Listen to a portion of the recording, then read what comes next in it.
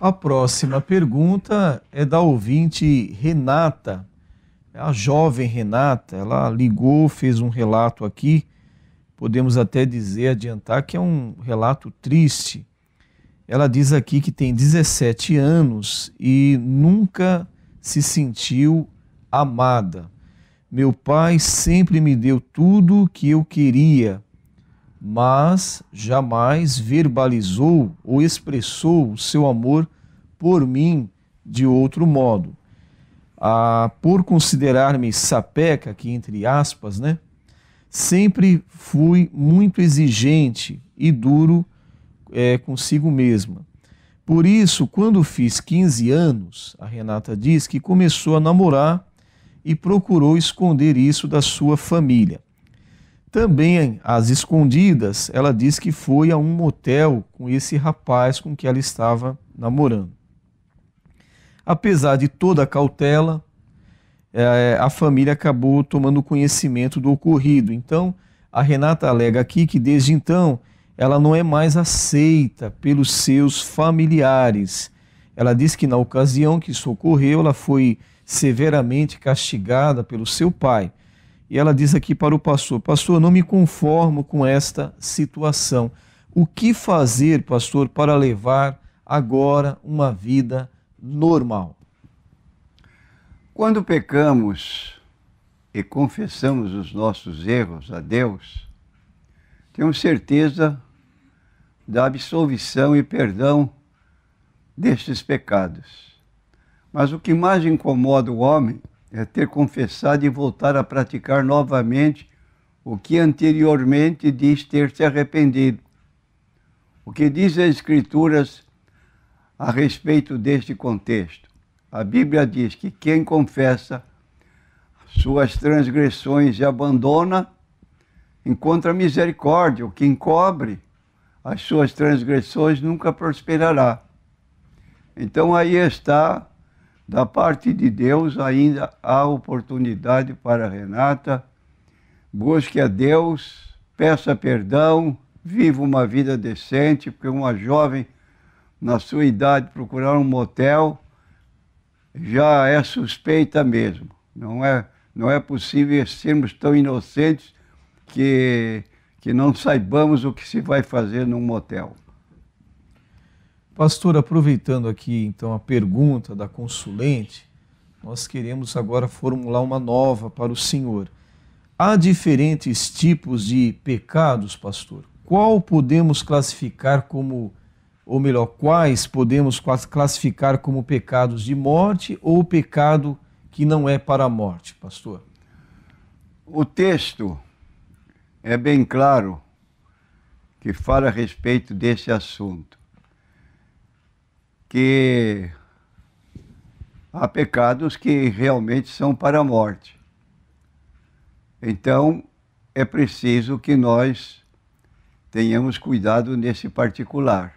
Pecado para a morte é aquele pecado gravíssimo em que o apóstolo, em 1 João 5,13, recomenda que nem se ore pela pessoa, porque é um pecado quase que impossível de ser apagado. Agora, tenhamos cuidado, de acordo com Romanos capítulo 8, versículo 13, que este andar na carne é uma vida na prática do pecado. Sendo assim, aquele que está incluso neste andar na carne vive em pecado, portanto suas atitudes desagradam o nosso Deus. Como diz Romanos capítulo 8, versículo 8, portanto, os que estão na carne não podem agradar a Deus. Esta expressão, andar na carne, é atender os apetites do nosso corpo, que estão apontados em Gálatas capítulo 5. Os frutos da carne são apontados um por um pelo apóstolo, pelo escritor da Bíblia Sagrada. Então, é preciso que evitemos isso. O fruto da carne são manifestos quais são? Estou lendo em Gálatas capítulo 5, versículo 19 em diante. Adultério, prostituição, impureza, lascívia, idolatria, feitiçarias, inimizades, porfias, emulações, iras, pelejas, dissensões, heresias, invejas, homicídios, bebedices, glutonarias e coisas semelhantes a estas, acerca das quais vos declaro, como já antes vos disse, que os que cometem tais coisas não herdarão o reino de Deus. Então, a pessoa que persiste em viver fora do propósito de Deus, andar na carne, praticando esses pecados, está excluído do reino de Deus, de acordo com o que está escrito. Os tais não herdarão o reino de Deus, a menos também que abandonem esses pecados e possam reconciliar-se com Deus. Pastor, há diferentes tipos de pecados? Para alguns teólogos, sim. Para outros, não. Pecado é pecado, dizem, e ponto final. Não existe pecadinho, nem pecadão. Vamos então para as Escrituras e meditar em alguns textos que falam sobre o assunto.